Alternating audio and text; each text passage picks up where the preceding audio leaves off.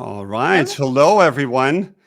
hi. Um, Hi, Anya. My name is Akos. It's Product Fit by Airtime, which is a video podcast series with exceptional product builders and product marketers. I'm Akos, the CEO of Airtime. Airtime is an autonomous product discovery platform which turns all your user calls into product insights.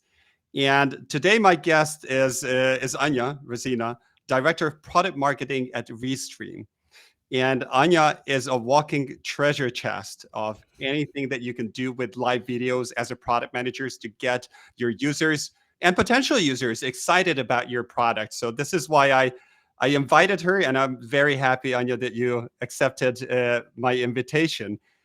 And just to kick things off, would you say a few words about yourself?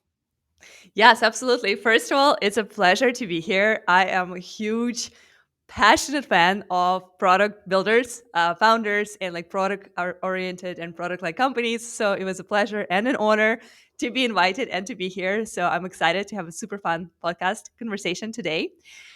Just like you said, I'm Anya. I work at Restream. I lead product marketing here. I see my mission primarily as building bridges and connecting the product that we build with the customers that are going to use it. So basically, product packaging, messaging, explaining why live video is great is what I do every day. I do believe that the future of content is live, interactive, and real time, authentic.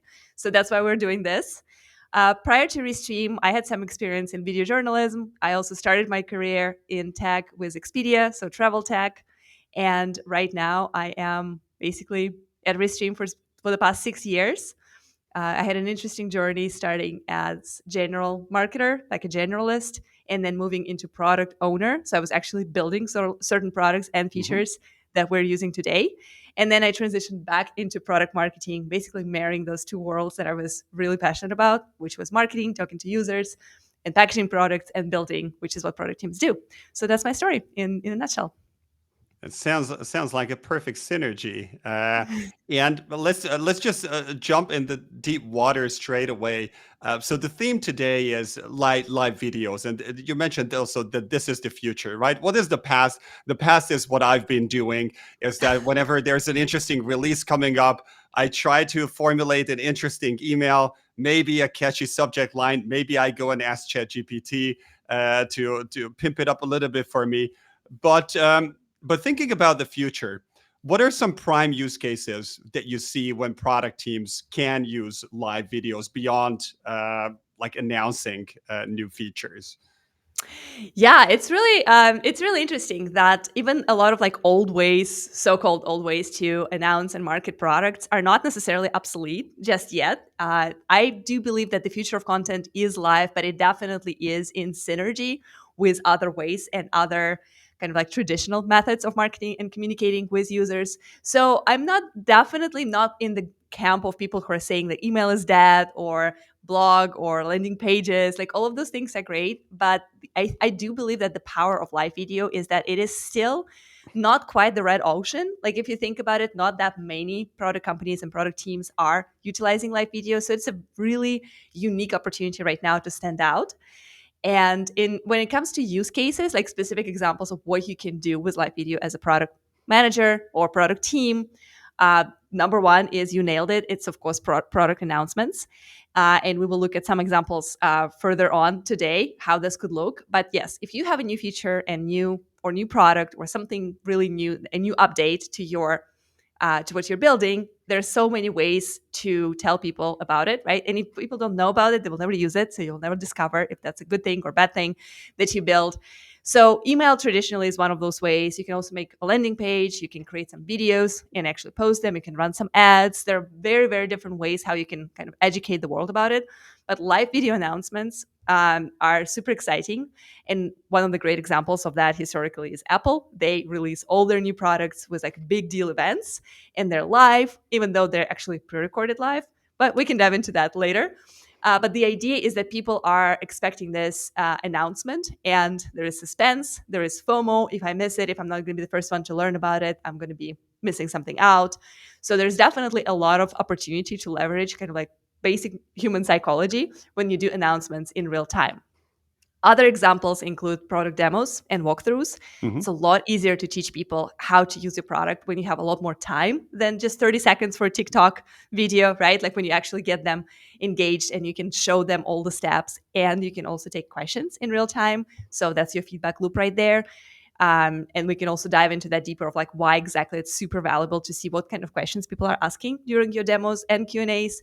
You can do ask me anything and kind of just engage and remind people about the product. You can do interviews. Like this is super cool, whether you're doing that with external players like myself Hmm. here, right? Like teaching people about other products and like synergies, or internal if you just have product experts, product managers, builders, designers who can give like a little bit behind the scenes around why you build what you build. A lot of people love those stories, and that's deeper connection with your product that you have the chance to build by doing this way.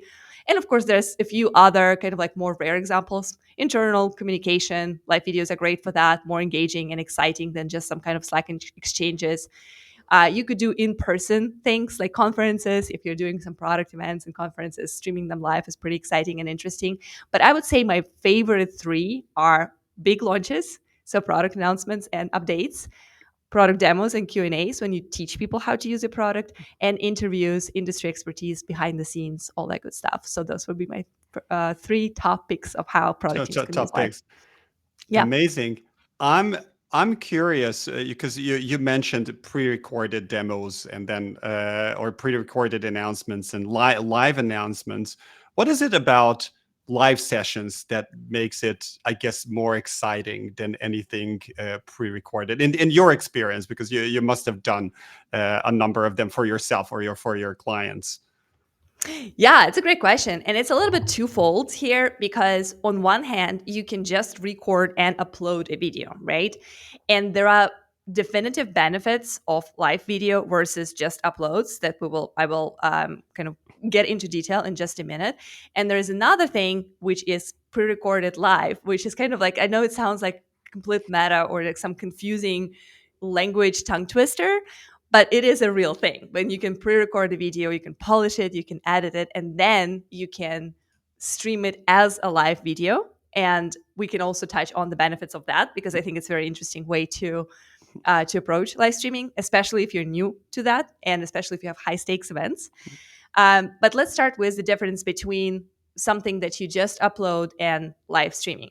So let's say you have a product announcement. You can create a nice video and basically upload it as a YouTube clip or as a Yeah. LinkedIn video post, and then basically let it sit there and let things happen. A lot of people do that for a lot of videos. It's very successful, especially if you are very clever about the subject line and description. YouTube is a wonderful place to post those things because it can get picked up by basically search engine, because as we all know, YouTube is the Hmm. second biggest search engine after Google. And on LinkedIn, same way, like posts, like short bite-sized posts with content can get a lot of attention. But one of the things to consider, since LinkedIn is our primary platform for both of us, me as well as you, this is where I have my personal biggest following. LinkedIn actually doesn't allow you to upload anything that's, I believe, more than 15 minutes when it comes to video. Maybe it's 10 minutes. So you are a little limited in the format. So the only way for you to actually create a long form video on LinkedIn is to go live and then save it as a replay. So basically, that's one of the ways how you can kind of like work around the Right. limitation of certain platform and have a long-term video on LinkedIn is just by going live. On top of that, live videos are prioritized by most social platforms, at least that I know of. That includes Instagram, Facebook, LinkedIn, YouTube, X, and many others. The reason is that the whole live thing is something that they try to promote as much as they can. So if you think about personal experiences, if you open up your Instagram app just with your friends, the very first thing on the very top that you will see are, of course, stories. And if someone happens to be live, they will have a nice little orange or purple circle around them, kind of showing you that this is live. Click it right now. Same for Yeah. YouTube, same for Same on LinkedIn. LinkedIn. Yeah. Exactly. If anyone is live, they are going to make them like up in front, like literally up front with all their information. And if you happen to click on the live event and then kind of like click out of it, it's going to actually look on LinkedIn like event is still happening, but it's showing you as a message that has like a little Hmm. notification that you need to open it. So they're trying so hard to make those pieces of content stand out when they're live, that in my opinion it's just crazy not to take advantage of that and not to leverage this. So this is the power of live versus uploading, and why pre-recorded video turned into a live stream is a good idea is for situations like, we won't say anything in particular, but let's imagine somebody having their internet cable being cut off of their neighborhood and they are struggling to go live because the internet is not there. So this is when pre-recorded streaming can be a lifesaver, because you already Yeah. recorded your interview, your product demo, your big deal launch, and then you can schedule it to go live at a specific time, and then it's going to appear as live to take advantage of all those wonderful algorithms and promotional features of every single platform. And in the same time, you can jump in the chat and do probably one of the most exciting and important things that live video can offer: interact with people in real time. Take their questions, highlight them, showcase the best comments, and make the people who are watching your event part of their conversation. Let their voices be heard, let their comments be seen, and truly build this relationship and excitement around what you build and around the relationship and the community. This last point is particularly like sticking out for me, because when I run my webinars and I have my guest speakers there, but also with the podcast, which are typically not live. This is the first live one that I'm Yeah. doing. One of the difficulties that I have is that there's no one in my team who manages the chat. So whenever my counterpart, when my guest is speaking, then I try to like quickly answer a couple of questions, but then you split your attention, and it's a lot more professional in this case in these pre-recorded live sessions that you can focus on the interaction with the Exactly. audience. Um, Exactly. yeah, It really helps if you don't have to worry about your content and you still stream it live, and then you can focus exclusively on chat. It's literally unlimited opportunities in terms of what you can do. You can follow up with those people, you can screenshot the comments if you want to later on feed them into your product team if folks are providing some interesting feedback about your features and requests. It's also wonderful for follow-ups. You can just be like, okay, I'm going to look up all these people, I'm going to connect with them on LinkedIn, because you don't have to worry about what you're talking about, right? You're exclusively focused on chat.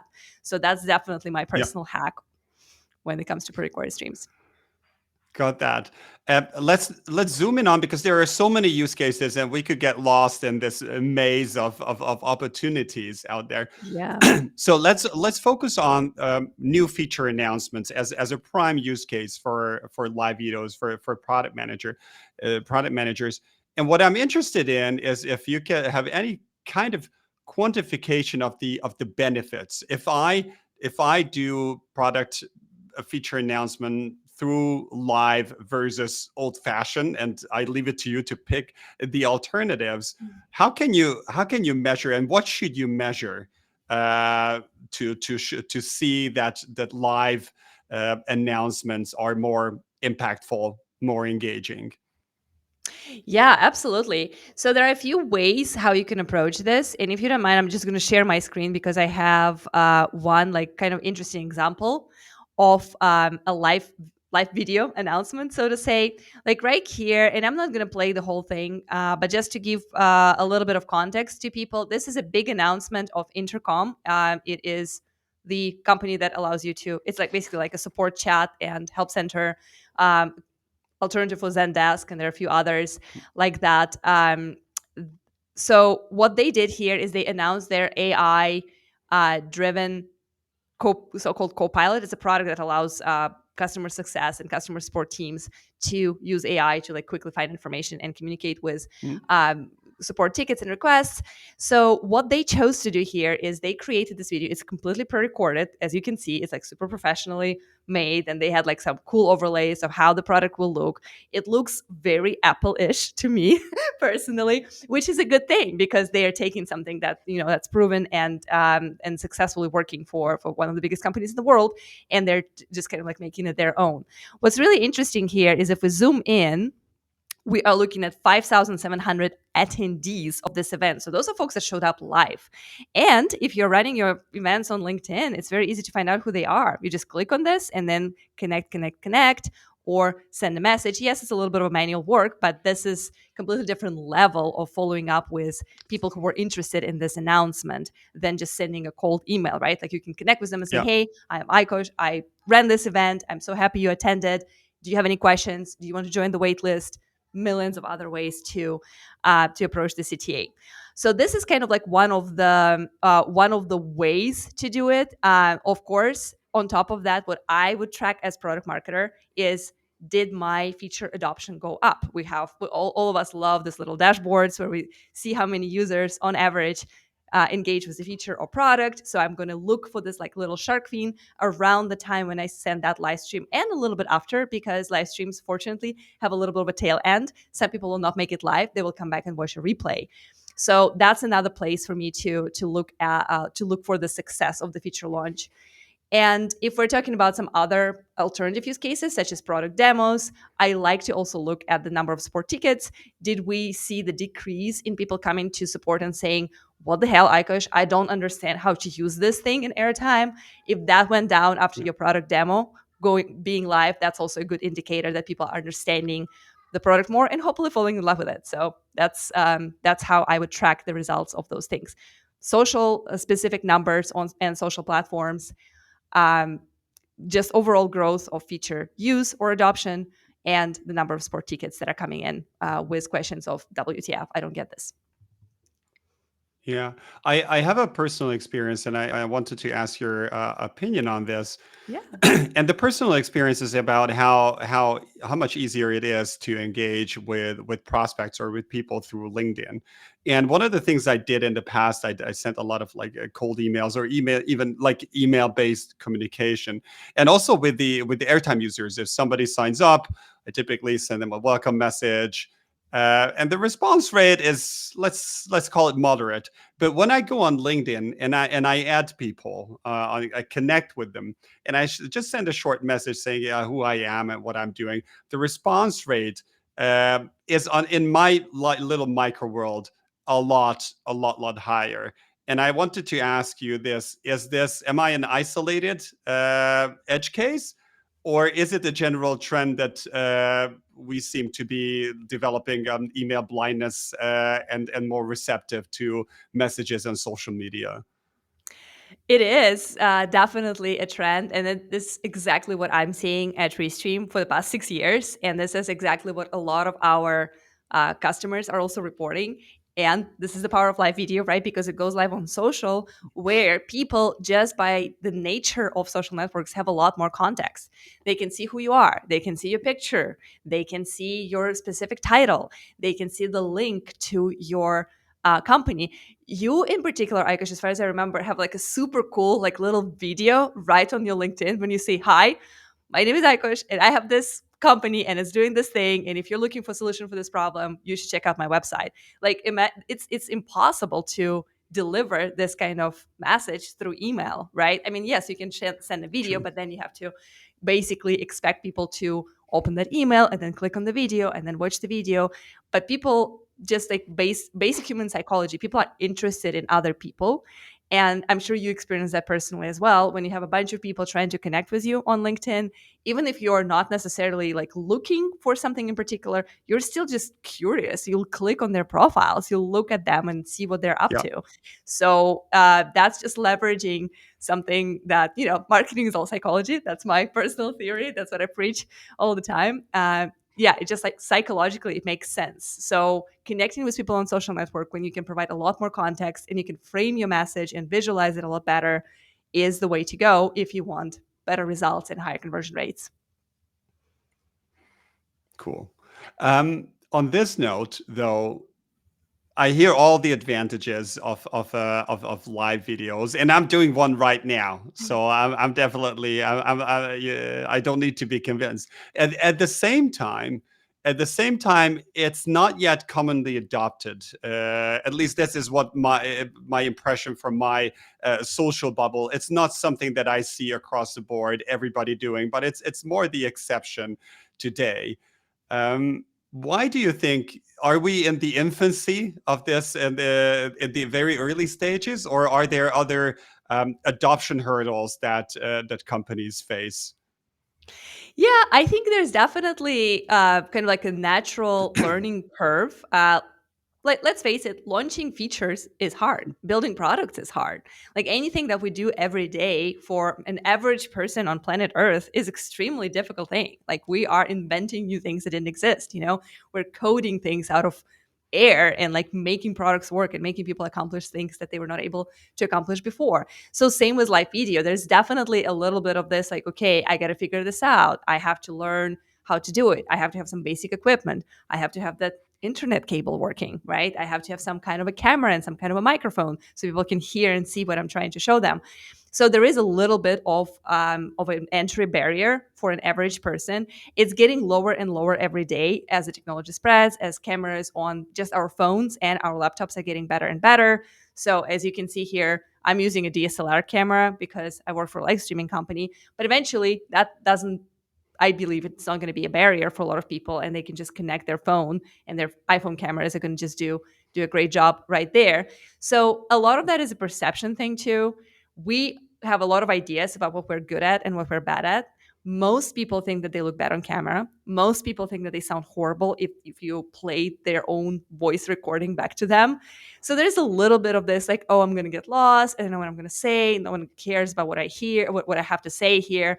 So there's definitely like some psychological barriers and like some basic like technology barriers that people need to overcome.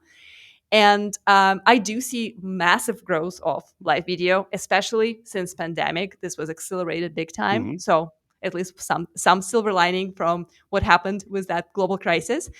And I would say the best part right now for product companies is that exactly not everyone is doing that. And big companies just move slowly.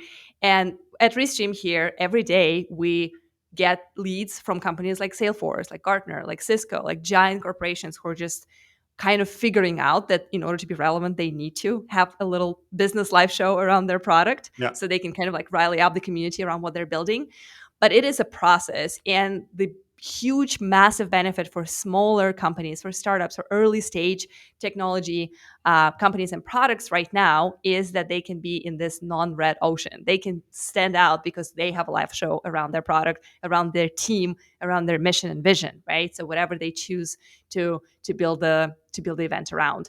So I would predict that in 10 years, everyone will have a live show. Half of them will be AI powered. They will have AI generated avatars just like doing the things. And then the real unique human experiences in live videos are going to be even more valuable. So who knows what the future holds, of course. I don't have a crystal ball, so I don't necessarily see all the future. But what I definitely see right now is trends is if you're a smaller company, product team, you definitely should live stream because it will help you to stand out. And then in the future, it's going to be more and more of that.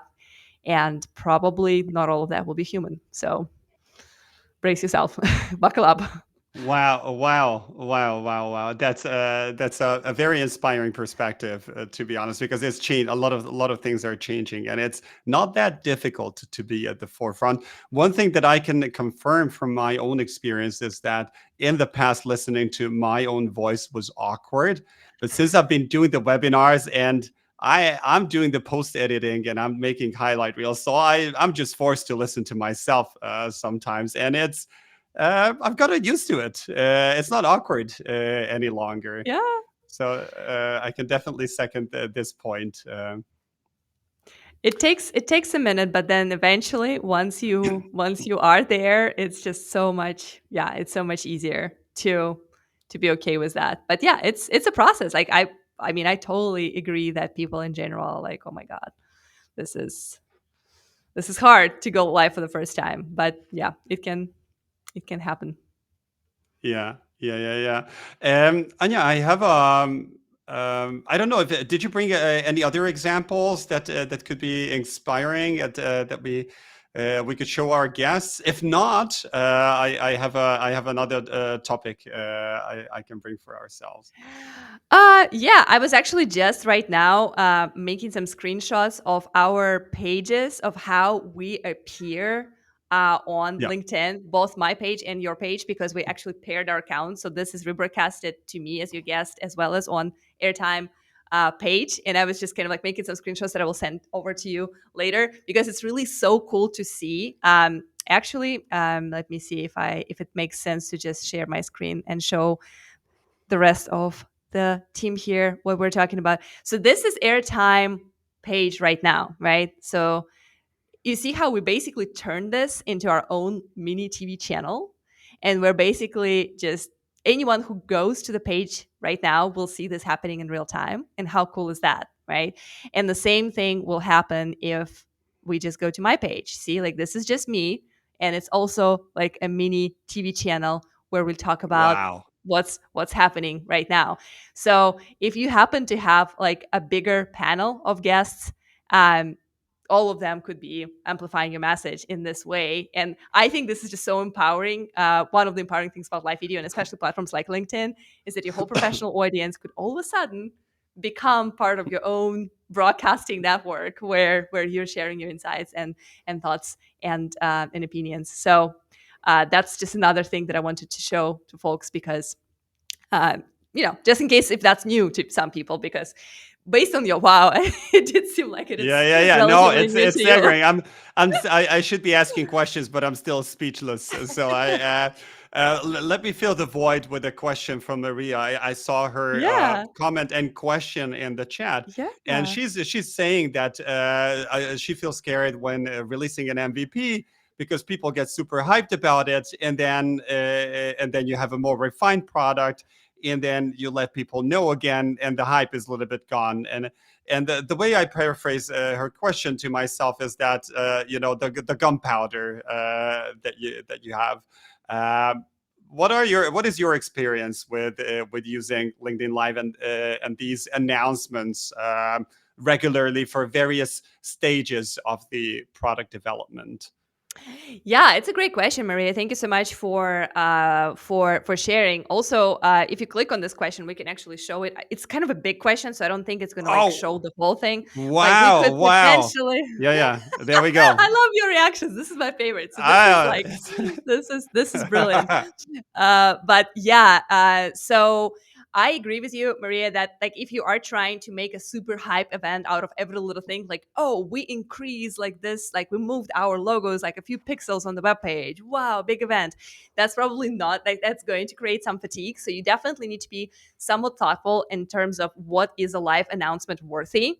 For us at Restream in particular, we try to reserve live announcement for like more kind of like special occasions. If it's a major update to our product, if it's a completely new product or feature release that was highly on demand and requested by our community, or we also do live sales, which is very fun to do. We have one big sale of the year, Black Friday sale. It comes from our experience in B2C when we were serving primarily individual content creators, and we still run those events when we have like massive discounts and when we go live with our product team, with our marketers. We talk about the most amazing features and how you can get them with this best price of the year. We run QR codes right on our live stream so people can scan and purchase directly from our videos. So like we kind of reserve this kind of hype events for like more of a special occasions. We don't go live every day. What we do more regularly though are product demos, and we try to make sure that this is consistent, and that just kind of becomes this learning hub for people. And in that case, the fatigue is not that much of an issue because it's usually a different crowd coming in, and the goal there yeah. is to always be consistent, to always be present and train people that, hey, every month I'm going to show up and show you how to do one thing. For example, how to how to run pre-recorded videos live, or how to pair your channels with your guests so they rebroadcast your events, and then you have this paired comments coming in, so like more people are learning about your product and your vision and your mission. So that I would say could be something to consider for like more consistent basis. But for big launch announcements, it's kind of a lot of work, so I would reserve that for like maybe once a quarter, not more than that, to save yourself some time and energy, and as well to keep that hype and to prevent that fatigue from, oh gosh, I can't believe Maria is live again. We don't want that. We want it to be special. Thank you. I have a last question from my side. Yeah. If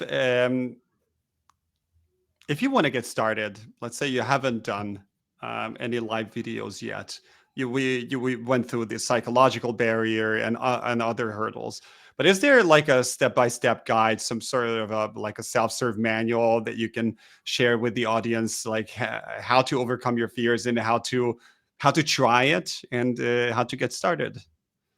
Yeah, this is actually a great question. And this is a good idea for our next blog post, I feel like, because I feel like we definitely need to just build something like this on the Restream ecosystem of kind of like knowledge base, like exactly step by step. If I'm new, what the hell do I do? Actually, here in the comment, I see Visna. Hi there. She's watching us from our from my LinkedIn page. She's actually a great example of someone who is just running kind of like a one girl show around her company and her startup as well as her courses. So she's actually a great person to also answer that question, maybe, and in the comments, like how you started personally. But I would say the number one thing is you need to figure out your format, right? And you and I actually had this conversation earlier when we first connected via live, like a little meeting, that you were trying to do different things. You tried to do like invite guests with like slides, but then you realized it's not working. And it became just like a fun kind of like talk show conversation with like a little bit of humor, with a little bit of storytelling. So that's the first thing I would do is figure out your format. My personal opinion is that creating content together in the format of interview, which is what we're doing right now, is by Mhm. far the easiest way to start because it's just a conversation. If it's just you, you have to think about content. You have to have some visuals and slides because no one wants to watch just one talking head for 30 minutes, right? If it's a conversation, it's a different story. But if it's just you, you have to prepare a lot of material to keep people engaged. If it's Q&A or some kind of like an interview where you have questions, and especially if you engage the audience and take questions from the chat, it is very, it's like so much easier to overcome this barrier. In the end of the day, just think of it as a chat with your friend, right? It's not like that big deal of a performance or TV hosting as it would be if you were solo. But for different people, different things work, right? For some people, they like four people on screen and they just like exchange and they like share some videos, some slides. Some people like to have like a ton of material prepared and like show some data and case studies and things like that. So pick your format would be my number one thing. The second thing would be to figure out like where you want to go. And the very common misconception is if I focus on one platform, I'm going to do better. But actually, if you connect more different channels and platforms, you just have a chance to understand which one performs better. And then you can invest more into it. But multi-streaming is the king. So that's kind of my little opinion on that. And then testing, being consistent. But if you are talking about like the specific steps, number one is you need to have some kind of space. You want to invest in some kind of camera and some kind of microphone because people need to be able to hear and see you. Pick your platform, how you're going to do the live video. The easier, the better. So web browser based studios are probably my preference. You don't want to figure out how Vimix, OBS, or all this big deal professional software work. Yeah. And then just start building on that. My other personal pro tip is if you're doing live streams, focus big time on the community. Take their questions, even if it's just a few people in the chat. Celebrate them, acknowledge them, tell them that they're awesome. Thank you, Maria. Thank you, Visa. Thank you, Nitro Crazy, for showing up today. Like, you guys are rock stars because you made this event interactive. And if you keep doing that, people will get trained that this is how this events run, and they keep coming, and then and you keep building, and it's going to have that snowball effect of like, when the little snowball starts on top of the mountain, and then towards the end, it's a giant ball of snow, which in our case is going to Yeah. be community around the nucleus of what you are believing in, which is your product, your vision, your company. Anya, I learned a lot today. I need to go through this through our discussion myself.